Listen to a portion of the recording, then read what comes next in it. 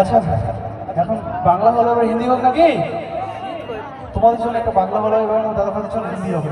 আচ্ছা এই হিন্দিটা সেই হিন্দি নয়, এই হিন্দিটার মধ্যে ঢাই কিলোওয়ালা হাত আছে। কি গান হতে পারে এটা? হ্যাঁ হ্যাঁ ঠিক ঠিক ঠিক একদম সানি দিওয়ান। চলো এটা জোরদার একটা গান, এটা আমার শুধু আমার দাদা ভাইদের জন্য। আর এই গানটা তোমরা